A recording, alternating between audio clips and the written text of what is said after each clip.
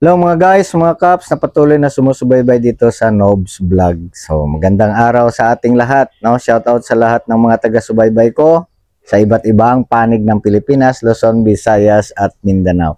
Sa mga kaps natin, ang mga Ilocano, Cebuano, Longo, lahat na. No? Kasi halos lahat na ngayon halos lahat ng tribu meron na. Maging dyan sa ibang bansa, magandang araw po sa ating lahat dyan. No? Yung mga nagpapadala ng cash sa akin, nako, maraming salamat po, no? Okay, so parang lumalakas ang loob natin, no? Nagiging inspirasyon kayo, no? Nagiging inspirasyon ko kayo, kaya nagpapatuloy ako sa pagbablog. So ito, sa pagkakataong ito, mga guys, mga kaps, mga kababayan natin, iwanan muna natin yung asong Labrador, no? Nakakaumay na kasi yung mga sinasabi niya doon, kung ano nung pabalik-balik na lang. So mag-relax muna tayo. Ang gagawin ko ngayong video, ang i-upload kong video ngayon, ito yung tungkol doon sa isang abogado na vlogger at ang kanyang at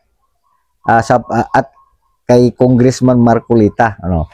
So between Congressman Marcolita and yung attorney vlogger. So nagtagpo po sila, no, nagkita po sila doon sa Quadcom hearing, no? Kasi merong hearing na ginawa. Ito lang, bago lang, hours pa lang ang nakalipas. Dito, nagkasubukan sila. Maganda yung topic sana dito, kaya lang medyo nag-relax yung sa Quadcom, sabing bigyan muna ng konting time yung kasi may contempt order dito, may contempt na sinabi si Congressman Marcolita na hinihingi niya doon sa committee. So parang medyo naudlot doon at nagkaroon ng sabi na pwedeng balikan na lang kasi simula pa lang. Okay, so ganun ang gagawin, no, natin. Panoorin na lang natin, i-upload ko na lang at kayo na lang din mag-comment doon sa comment section. Salamat po. Anong pangalan ng naganawa niya? Attorney yan? Honority. Brother, rejection lang.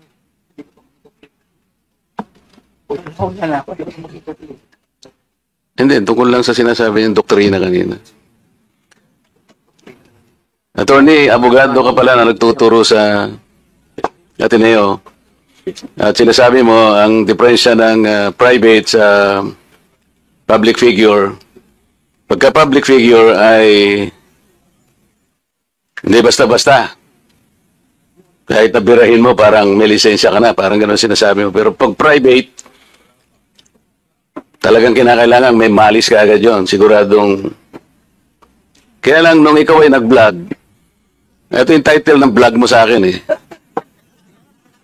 Huwag maniniwala sa pakulo at panliling lang ni Marcoleta. Ano ang panliling lang ko, attorney? Public figure ako, pero kailangan malaman ko, sapagkat dito lang may malis ka na eh. Una, hindi mo ako kilala, ikaw hindi rin kita kilala. Pero dito lang sa title na title pa lang, huwag maniniwala sa pakulo at panlilin lang ni Marcoleta. Attorney, kahit kailan wala akong nilinlang na mamamayan ng Pilipinas. Wala kang karapatan na akusahan mo ako ng ganito. Kung ang pinag-uusapan ay gusto mo lang ma-informahan ang mga nagpa-follow sa iyo kung sino-sinong maraming nagpa-follow. Pwede mo ba sagutin ito muna? Ano yung panlilin lang na sinasabi mo rito? Marami na po kasi akong naging hindi ko ano yung particular na Ito pakikita ko sa iyo, ayan hindi ko po alam kung anong particular doon na Attorney, gumawa ka ng vlog. yes po, ako pong Responsibilidad mo sa public ito, lalong-lalo na yung naniniwala sa iyo. Hindi ako maniwala kung paano mo silang napaniwala. Pero itong sinabi mong ito, may pakulo ako at panlilin lang. Ito yung sagutin mo. Hindi ako naniniwalang hindi mo naalala ito. Mr. Chair? Mr. Chair? Go ahead. Actually po, doon yata yan sa rally ng Iglesia ni Cristo na naging subject din ako po ng programa ninyo sa yung dalawang pong kasama Honorable Congressman Marcoleta. Ako po yung naging subject nyo doon ni Saganang Mamamayan. Kasi ako yung nag-comment na sabi ko, dapat yung Iglesia ni Cristo, kung talagang malaki yung mobilization nila, doon nila gawin sa Luneta, huwag sa Liwasan. Yun yung kasi, pag sa liwasan ko, Attorney, huwag mong nililihis ang usapan, ano? Ang Hindi, pinag-uusapan yung panlilin lang na sinasabi mo at pakulo. Walang kinalaman yung rally ng INC dito. Doon ko po kita, Honorable Congressman Anong Marcoleta. panlilinlang ang ginawa ko doon sa rally? Yung po yatang speech nyo doon Hindi sa pa yata, kailangan siguruhin mo. Nagsalita ako doon, anong parte ng speech ko ang nilinlang ko ang mamamayang Pilipino? Honorable Congressman Marcoleta, yung reaction ko po yata yung speech nyo po doon sa Ano stage. nga, kung alam mo yung speech ko, ano yung panlilinlang doon? Tingnan ko po dito sa ano ko, kung ano yung... Ang dami ko na po kasi naging content tungkol Ay, po. hindi ganun. Ako kapag ka sinabi ko, alam ko ang pinagbabasihan ko. Kahit matagal na yon, maaalala ko. Pag nilinlang ako ng isang tao, alam ko. Problema sa inyo, hindi ko nilalahat ang vloggers, ano? Ako, hindi ko minamasama yung vlogs. Yan ay part ng ating free speech. Expression. At yan ay ginagaranti ng ating saligang batas. Totoo naman na kapag ka public figures, hindi dapat balat sibuyas. Hindi kagaya ng balat sibuyas ni Kong Barbers, alam ko yan. Pero hindi nangangahulugan. Kailangan i-establish ninyo. I-establish mo. Ikaw ay abogado pa rin, kagaya na sinasabi mo, nagtuturo ka pa sa isang reputabling institusyon. At pagkatapos, tinatanong ko lang ngayon, ikaw ang nagbablog, oh. Basta po tungkol po talaga yung naging topic ko po kayo tungkol doon sa rally ng Ano ANC. nga yung sinabi ko sa rally na nanilang ako ng Pilipino? Wala ka man lang maisip? Ito yung uri mo na hindi kailangan talagang nagbablog eh. Nami-mislead mo yung mga tao, nililinlang mo yung mga tao. Ang dahilan ay hindi mo man lang masabi kung ano yung aking mga panlilinlang na sinasabi mo rito. Pakulo at panlilinlang. Hindi ganyan yung mga vloggers na kilala ko. Yung mga vloggers umaatake rin sa akin, pero hindi ako balat sibuyas. Sapagkat may basihan ang kanilang sinasabi. Yung pinag-uusapan siguro namin dito. Gusto nila niyang tingnan siguro kung ano yung mga seeds ng mga aming pinag-uusapan dito. Hindi ako balat sibuyas, pero ito, wala akong makitang panlilang na ginawa ko sa ating mamamayan. Ikaw, ang lakas ng loob mo na mag-vlog. Abogado ka pa naman. O ano? Gusto, panoorin ko po mamaya itong ano, kung ano Ayun ang hirap sa atin, Mr. Chair eh.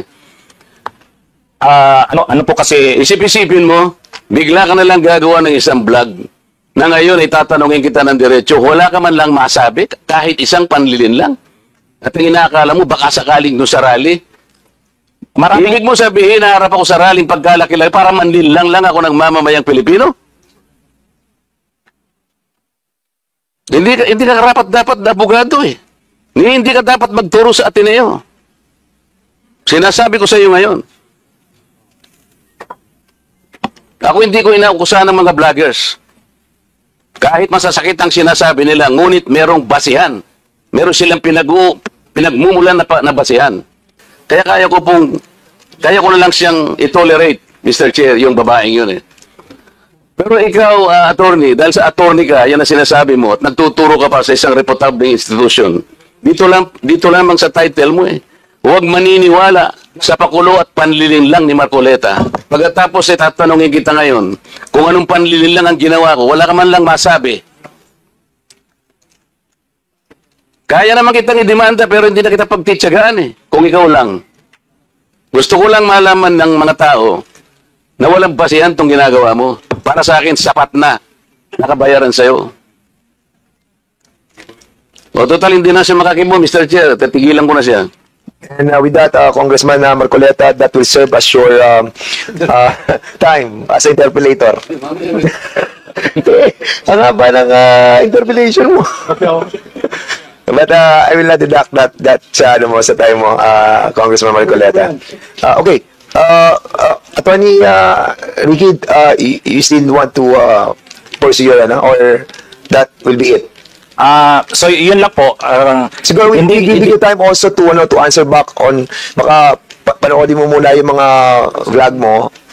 Later on, you can approach us if you wanted to defend your Dapat nga, mag-isbar pa yan eh. you have your time, Congressman Marcoleta. We'll be giving time to Attorney Ricky to defend himself. Ano lang po siguro, fairness, and Mr. Chair? maging equal lang treatment natin sa lahat. What we wanted here is to be fair, no? Para give also a chance to Attorney Ricky para to prove himself by watching yung mga vlogs na ginawa niya. Sige, go ahead, sir. Mr. Chair, yun po yung sinasabi ko na kapag kakasuhan halimbawa ang isang vlogger, tulad ko sa ganyang sinabi ko, kung public official yung naging subject ng aking vlog, ipo-prove na malicious yung intent ko. Yun yung pagkakaiba. Pagka-private naman, hindi, presume ka agad na malicious. So, yun po yung pagkakaiba. Kaya, yan po yung, ano, ang isa pa, yung mga members po ng Congress, lahat po tayo, kahit ordinary citizens, may freedom of expression, freedom of speech. Kami ring mga vloggers, mayroon. Ang pagkakaiba lang po natin, kayo pag nasa Congress, hindi kayo pwedeng kasuhan kasi may privilege kayo, anumang sabihin nyo. Pero kami, kahit vloggers kami, pwede kaming kasuhan. Yun nga lang, ang pagkakaiba, ang magiging defense talaga namin, freedom of expression. Kaya nga, kapag kinasuhan kami ng private individuals, ipuprove nung malicious kaagad ang presumption. Pero sa public figures, ipuprove na may actual na malis kami sa sinabi namin. Yun lang po. Hanapin ko po mamaya yung ano kasi ang dami ko na contents na na-create kay Congressman Marcolita. So talagang hindi ko na po masagot. Pero sorry po kung kung Yes, hindi ko we masagot understand agad. your situation, Okay attorney. po. Kaya nga, I have given you a chance para Thank you po. ma-review naman po yung mga vlogs nyo. And it goes to everybody as well, especially to those na who have not attended this hearing. Fair po yung ating gagawin na pagdinig dito. Pakikinggan po namin kayo at titingnan po natin, babalansin po natin. Katulad po niyan, may mga ganyan sitwasyon na personal yung naging approach po ni Congressman Marcoleta against him dahil nga napanood niya. And we wanted that to be clarified. But of course, we have to give chance to everybody to speak at ipaliwanag kung bakit. So basically, yun po ang gusto natin mangyari. It might help us in the amendment that we wanted to file dito po sa 10175. At last na po ito. So hinahanap ko po talaga yung vlog ko na yun kung tungkol saan. So nakita ko na po, October 21 pa po pala yun, 2024. May post kasi si Honorable Congressman Marcoleta, ang post niya, yung tungkol sa pagbisita niya sa Naga. Taga-Naga po kasi ako. Nakipagkita siya kay former Vice President BP Leni. So ang post ni Honorable Congressman Marcoleta na yun yung mark ng pagiging statesman. Kasi hindi siya kay Duterte, kay Marcos, kay Leni, para sa kanya unity. So yung topic ko, huwag padadala sa pakulo at panlilinlang ni Anong Marcoleta. panlililang doon? Yun nga po, explain ko yung sinabi ko. Kasi Ano nga? opinion ko po ito. Sabi ko, Oo nga, hindi panlilinlang yon. Nakipag-handshake ako. kaya nga, ang Sinabi ko, unity begins.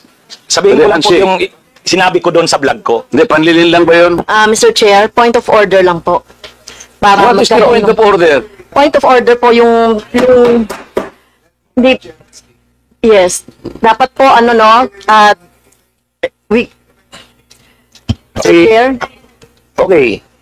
you So, can- what is the point of order Kasi you gave of time to Congressman Franz? attorney. Wait, I'm still speaking. Sorry. What's the point of order of Ms. Point Franz? of order po yung conduct nung palitan nila ng exchanges of words.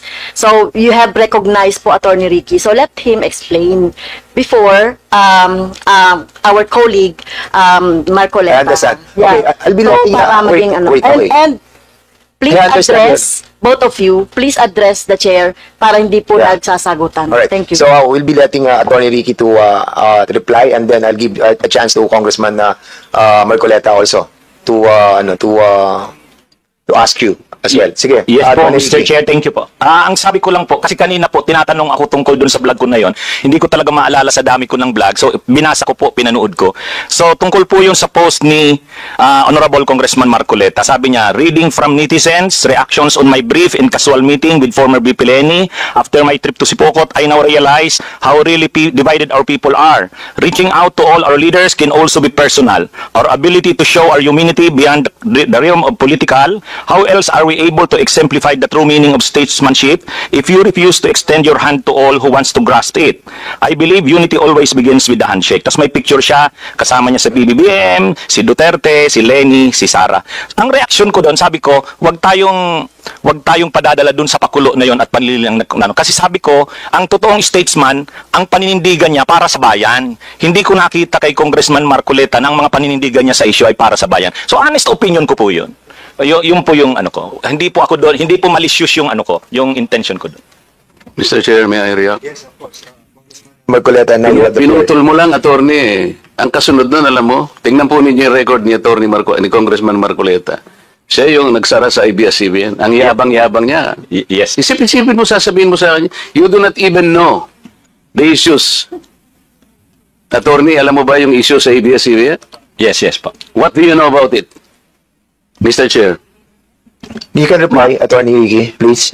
Mahaba po yung mga issues. Pero ang niraise nyo pong issues doon, maraming hindi binabayaran na tax ang ABS-CBN, may mga properties na in-acquire na illegal yung pagkaka-acquire, hindi binabayaran ng mga workers. So, mainly po yun yung nakita kong niraise yung issues nung pinasara yung hindi binigyan ng renew yung franchise. So, Mr. Chair, ano ang panliling lang doon? Ni hindi mo alam yung Philippine Depository Receipts, ni hindi mo alam yung corporate layering, ni hindi mo alam yung transfer pricing na ginamit nila para magkaroon tax evasion through Big Dipper. Ni hindi mo alam ang napakarami nun. Pagkatapos, magbibintang ka na, pakulo lang lahat ito, tako'y nanlilin lang. Ano ang binibigay mo sa followers mo, Mr. Chair? Wala kang masabi na panlilin lang eh. Ang sinasabi mo ngayon, opinion eh. Pwede kang humabi ng opinion, attorney kung talagang attorney ka. Pero wag kang mag-chat na ako'y nanlin lang ng mamamayang Pilipino. You want to reply, Attorney Ricky? Yes, Mr. Chair. Ayun, Okay, yun go po ahead. yung, kaya ko po sinasabi na yung ako naninindigan na yung vlogging ko, hindi po fake news kasi opinion ko po yun. Basta mo na lang sasabihin, Mr. Chair, na opinion mo yun, pero bilang sinarge mo ako na manlilin lang. Hindi ka ba magsasabi ng facts mo kung paano ako nanlilin lang ng Pilipino? Abogado ka, di ba? Mr. Chair, abogado daw ito eh. Attorney, you want to answer back? Again, Your Honor, yun na rin yung sinasabi kong concepts natin na ang mga public officials, talagang open sila na punahin, i-criticize, medyo masakit minsan, pero yan yung pagkakaiba ng public officials sa private citizen. Mr. Chair, hindi siya nagkikriticize eh. Sabi ko nga, binigyan kita ng halimbawa doon sa isang babaeng vlogger na sinabi niyang tanga ako at ikinahihiya ako ng lahat ng mga members ng INC. Pinatawad ko na siya ron eh. Masakit yun pero dahil meron siyang nakitang ganun. Pero ikaw sinabi mo eh, nanlin lang ako eh.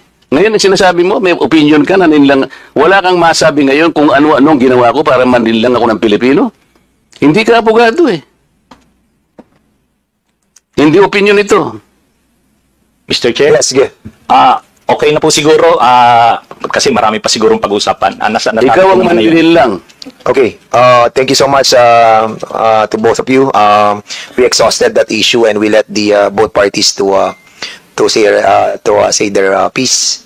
And that's the spirit of this committee, no? Para maging balanse po tayo and fair. I want him to apologize, Mr. Chair. Hindi. Kung abogado ka talaga. Sorry, Mr. Chair, I won't apologize. Opinion ko yun. With that, we'll dwell to the next issue, no? Ano na muna tayo sa interpellation. Balikan na lang natin mamaya issue yan. Kung ayaw niya mag-apologize, but I think we cannot force him to say sorry about it. Mr. Chair, I move that he be cited for contempt. So there's a motion Peddling to, lies before this committee. So We cannot even answer simple questions kung paano ko nilinlang ang mga Pilipino. We cannot just let people, kahit na ba public figures tayo eh.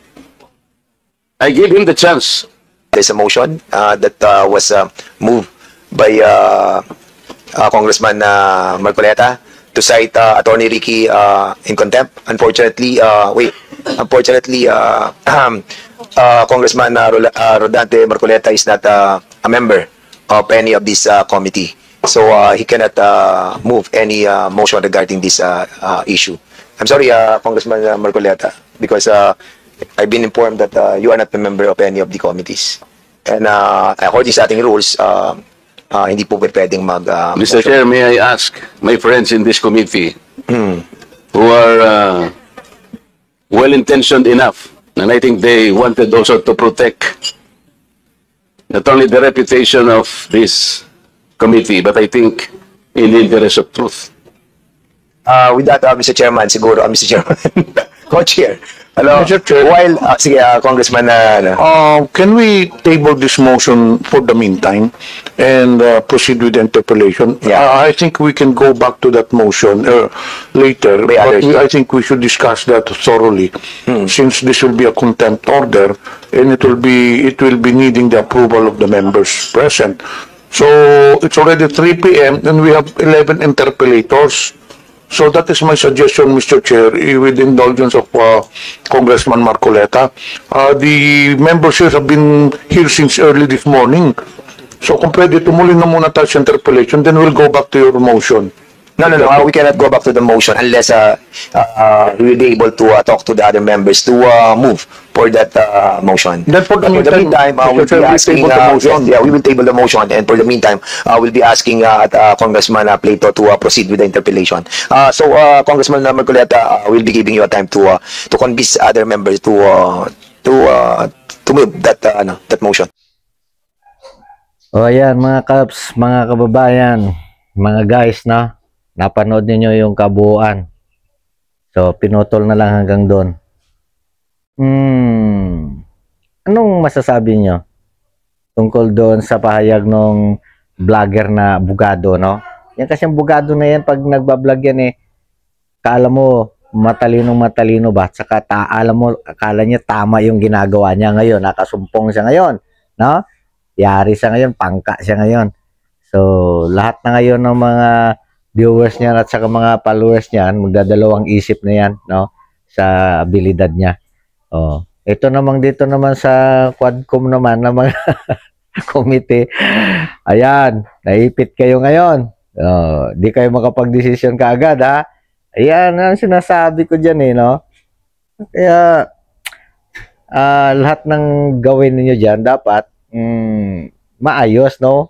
Patas, walang bias. Ito ngayon, malalaman ng taong bayan ngayon kung anong magiging reaction dyan, anong magiging decision ninyo dyan.